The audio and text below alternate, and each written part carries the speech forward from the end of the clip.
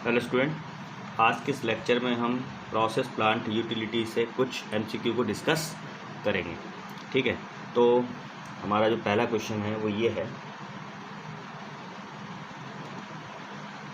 The temperature at which vaporization takes place at a given pressure is called। Options दे रखे हैं आपका saturation temperature, ये आपका ऑप्शन नंबर 1 है सैचुरेशन टेम्परेचर, बी ऑप्शन है सैचुरेशन प्रेशर। ठीक है, आपका ऑप्शन सी है क्रिटिकल टेम्परेचर, ऑप्शन डी है नन।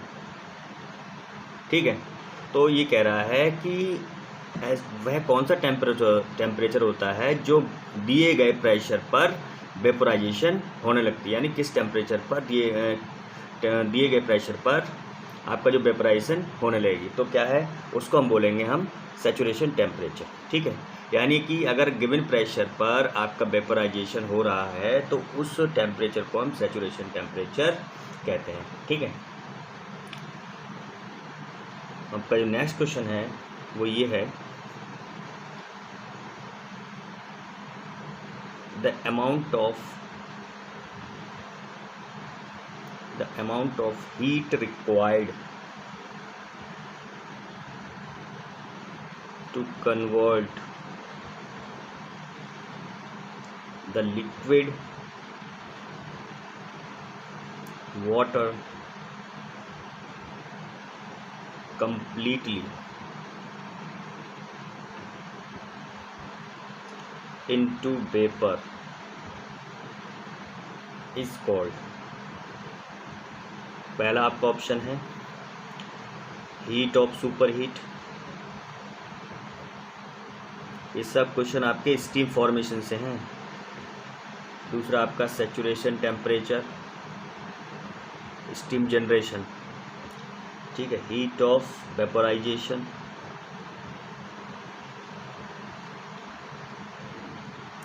डी आपका नन। तो आपका ऑप्शन हो जाएगा सी, इसमें हीट ऑफ वेपोराइजेशन क्या होता है, यानी ये कह रहा है कि हीट की वह अमाउंट, यानी आपको कितनी हीट की वह अमाउंट रिक्वायर्ड है जो आपका लिक्विड वाटर को कम्प्लीटली वेपर में कन्वर्ट कर देता है। तो उस जो हीट रिक्वायर्ड होती है उस हीट को हम बोलते हैं हीट ऑफ वेपोराइजेशन, यानी कि हीट ऑफ वेपोराइजेशन हीट की वह अमाउंट है जिसके द्वारा जो लिक्विड वाटर है वो कम्प्लीटली आपका वेपर में कन्वर्ट हो जाएगा। मान लीजिए आपके पास एक पिस्टन सिलेंडर अरेंजमेंट है, अभी हम आपको इसको एक्सप्लेन कर रहे हैं ब्रीफली। ये आपके पास पिस्टन सिलेंडर अरेंजमेंट है। ठीक है, आपने क्या किया है, 1 kg आपने क्या ले लिया है, लिक्विड वाटर ले लिया है। इसकी जो अमाउंट है वो वॉल्यूम इसका है, इसका 1 kg अमाउंट तो आपने ले लिया है वाटर का। ठीक है, ये आपका क्या है, पिस्टन है, ये आपका क्या है, सिलेंडर है। ठीक है, अब क्या कर रहे हैं आप, इसको हीटिंग करना स्टार्ट हुए।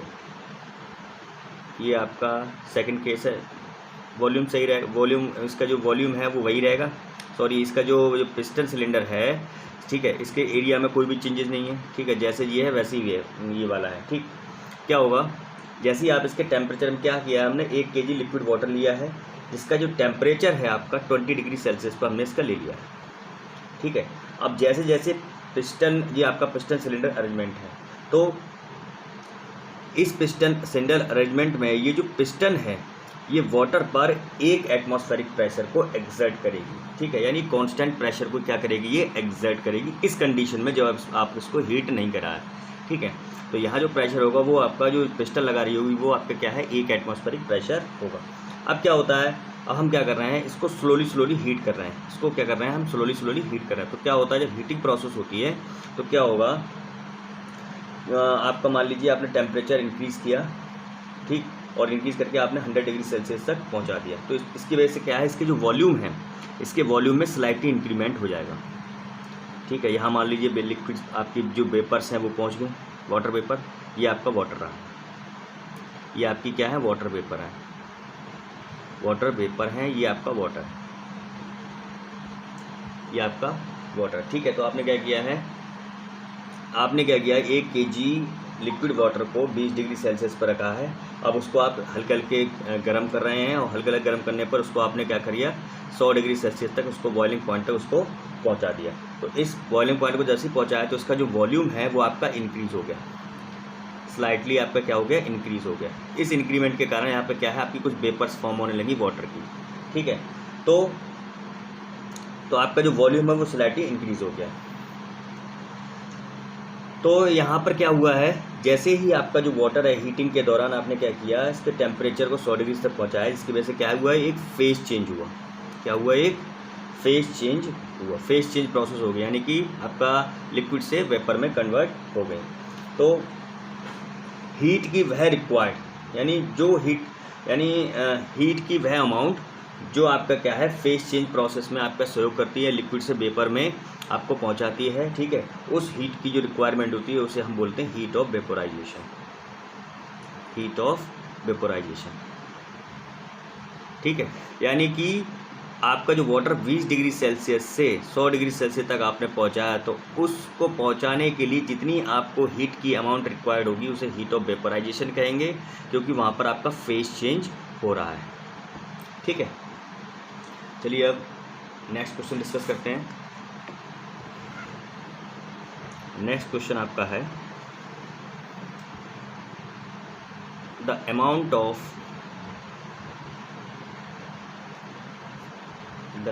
ऑफ एनर्जी एब्सॉर्ब्ड और released during a phase change process. Phase change is called, पहला ऑप्शन है आपका सुपर हीट, बी आपका ऑप्शन है लेटेंट हीट, सी आपका ऑप्शन है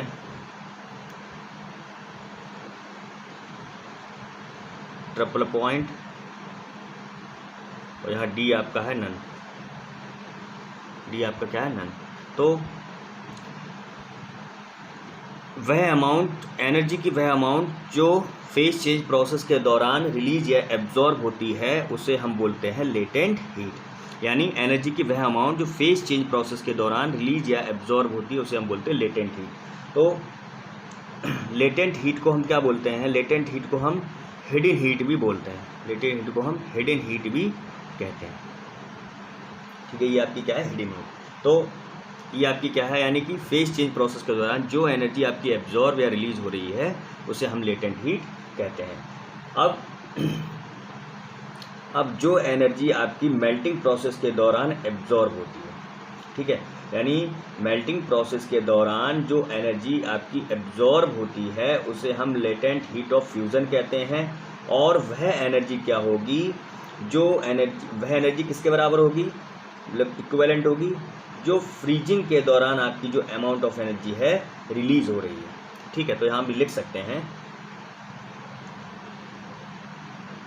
मेल्टिंग के दौरान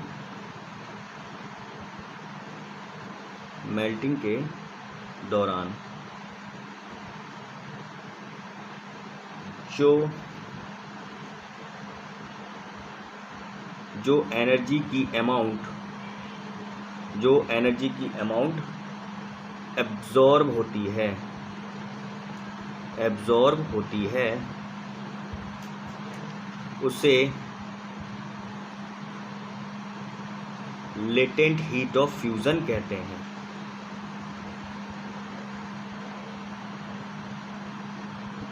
फ्यूज़न कहते हैं।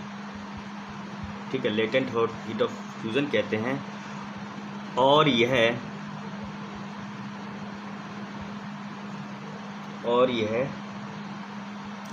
फ्रीजिंग के दौरान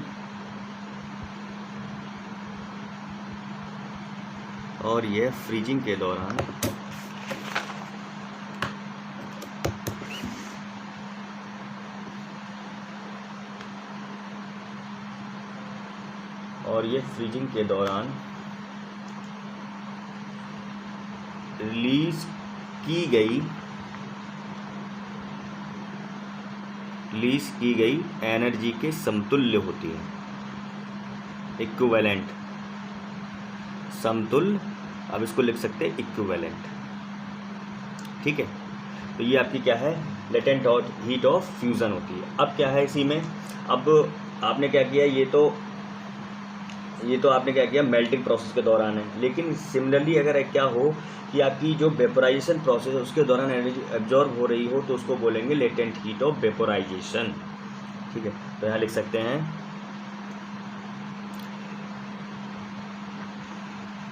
बहुत इंपॉर्टेंट क्वेश्चन है, वेपोराइजेशन के दौरान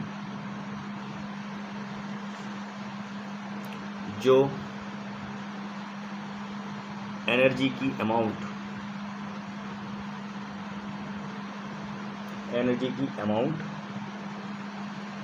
एब्जॉर्ब होती है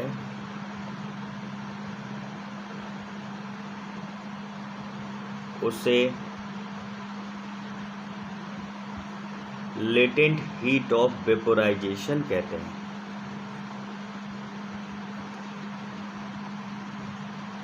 और यह कंडेंसेशन प्रोसेस के दौरान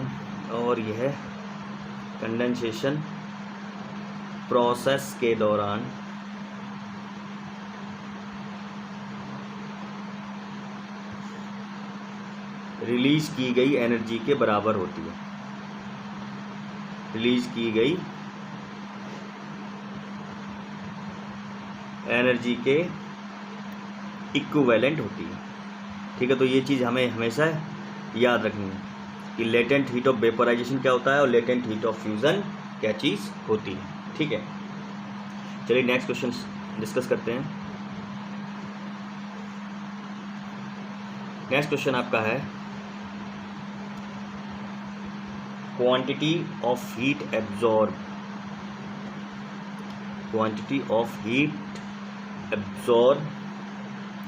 by 1 kg of water when it is heated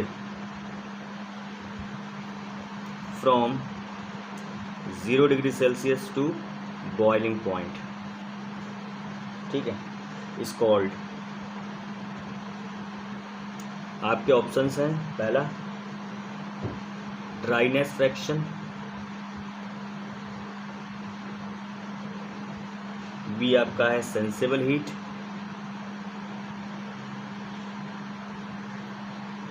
सी आपका है बोथ ए एंड बी,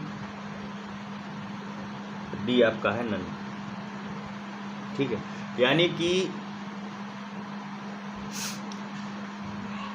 यानी आपने क्या किया, 1 kg वाटर को 0 डिग्री सेल्सियस से उसके बॉइलिंग पॉइंट तक उसको हीटअप किया। तो इस प्रोसेस के दौरान वह जो एनर्जी को एब्जॉर्ब करता है, वो जो हीट की अमाउंट को क्या करता है, एब्जॉर्ब करता है, उसको हम क्या कहेंगे, तो उसको हम बोलेंगे सेंसिबल हीट। क्या बोलेंगे उसको, सेंसिबल हीट। तो आपको ध्यान रखना है सेंसिबल हीट। तो सेंसिबल हीट क्या है, हीट की वह क्वांटिटी है जो 1 kg वाटर को 0 डिग्री सेल्सियस से बॉइलिंग पॉइंट तक उसको पहुंचाने में वाटर द्वारा एब्जॉर्ब की जाती है। ठीक है, तो हमें ध्यान रखना इस चीज़ के लिए है कि हीट की वह क्वांटिटी जो 1 kg वाटर को 0 डिग्री सेल्सियस उसके बॉइलिंग पॉइंट तक पहुंचाने में एब्जॉर्ब की जाती है, उसे हम सेंसिबल हीट कहते हैं। सेंसिबल हीट को हम टोटल हीट भी कहते हैं, टोटल हीट, या इसको हम बोल सकते हैं जनरली एंथैल्पी। इसको हम HF से रिप्रेजेंट करते हैं। ठीक है, तो ये आपके क्या है, सेंसिबल हीट। ठीक है, नेक्स्ट क्वेश्चन आपका है dryness fraction is called,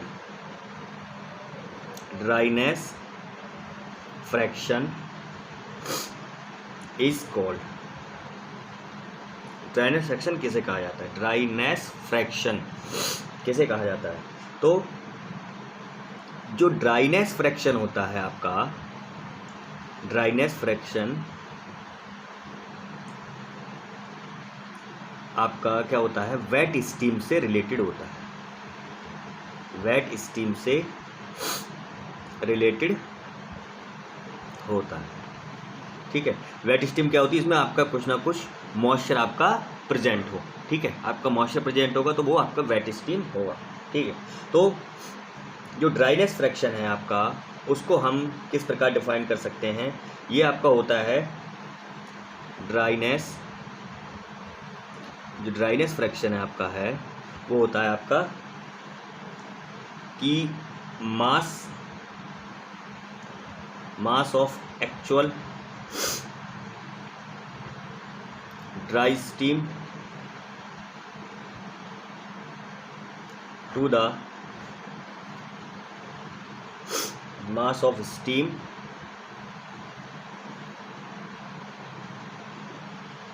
containing. ठीक है, ये आपका इसके रेशियो के बराबर होता है। ठीक, तो यानी कि हम जो ड्राइनेस फ्रैक्शन है उसको हम क्या करते हैं? एक्स से रिप्रेजेंट करते हैं। आपका जो ड्राइनेस फ्रैक्शन है उसको हम एक्स या फिर आप क्यू से इसको रिप्रेजेंट करते हैं। ठीक है, तो इसकी जो वैल्यू होती है वो एक्स इज इक्वल टू होती है M of S upon M of S plus M of W. यहाँ पर जो एम ऑफ एस क्या है? Mass of dry steam.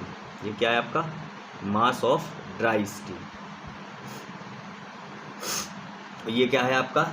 Mass of water particles ले सकते हैं या weight of water particle in जो आपके स्टीम में सस्पेंडेड होते हैं। ठीक है, तो यहाँ पे लिख सकते हैं हम weight of water particles in suspension in the steam. ठीक है, स्टीम के सस्पेंशन में जो वाटर पार्टिकल आपके अवेलेबल होते हैं उनका आपका वेट है। ठीक है, अब इसी में क्या केस होता है?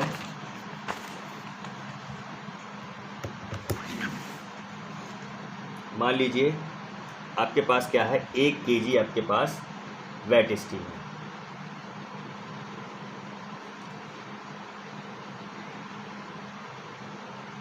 ठीक है, आपके पास क्या है? 1 kg आपके पास वेट स्टीम है और उसमें क्या है? 0.9 kg आपका क्या है? ड्राई स्टीम है उसमें, और आपका क्या है? 0.1 kg आपकी क्या है? उसमें मॉइस्चर है या वाटर वेपर है।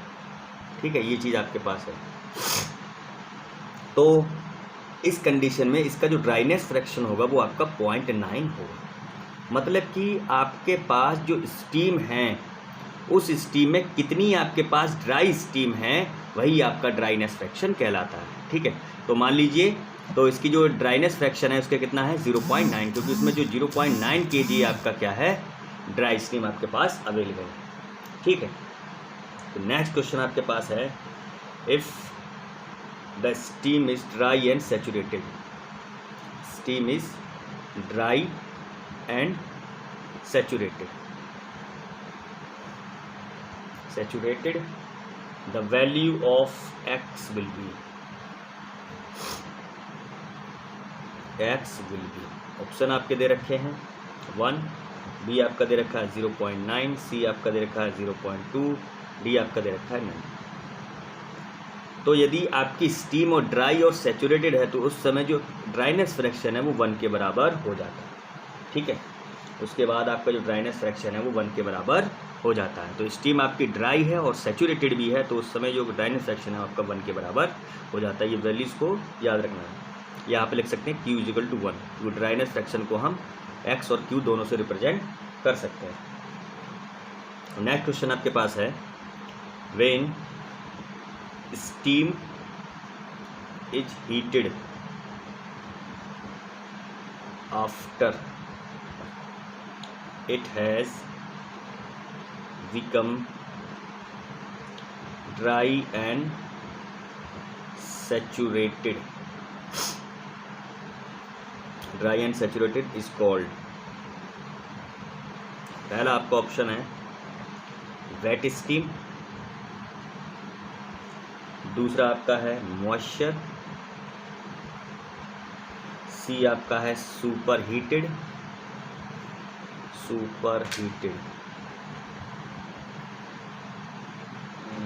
ऑप्शन सी सुपर हीटेड, और डी आपका है नन। तो इस केस में क्या होगा, जो स्टीम होगी आपकी सुपर हीटेड होगी। मतलब कि जब आपकी स्टीम ड्राई है और सैचुरेटेड है, उसके बाद उसको हम हीट कर रहे हैं, तो जो स्टीम मिलेगी हमें वो सुपर हीटेड मिलेगी। और सुपर हीटेड स्टीम में आपका जो मॉइस्चर होता है वो बिल्कुल ही प्रेजेंट नहीं होता है, इसमें कोई भी मॉइस्चर आपका नहीं होता है। तो जितनी भी इंडस्ट्रियल यूज़ है, इंडस्ट्रियल यूज़ में हम सुपर हीटेड स्टीम का यूज़ करते हैं। ठीक है,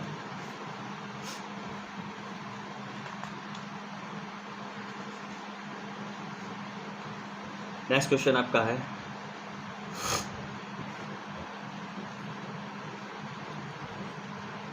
the additional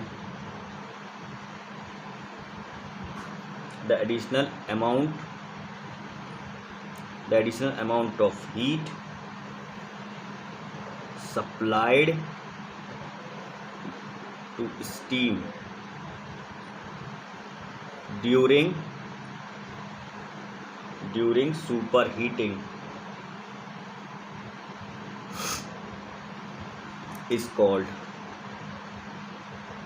option A heat of superheat, option B super heating, option C total heat,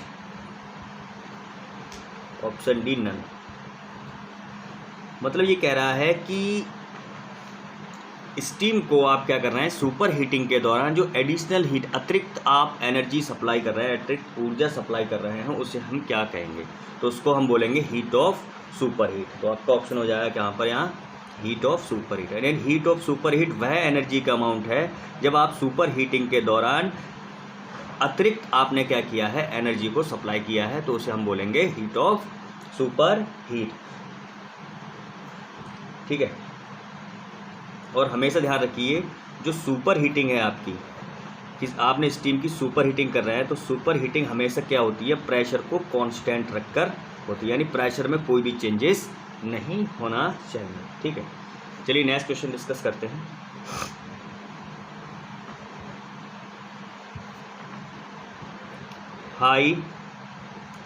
high temperature of super heat steam results. ठीक है, फर्स्ट आपका है डिक्रीज इफिशियंसी,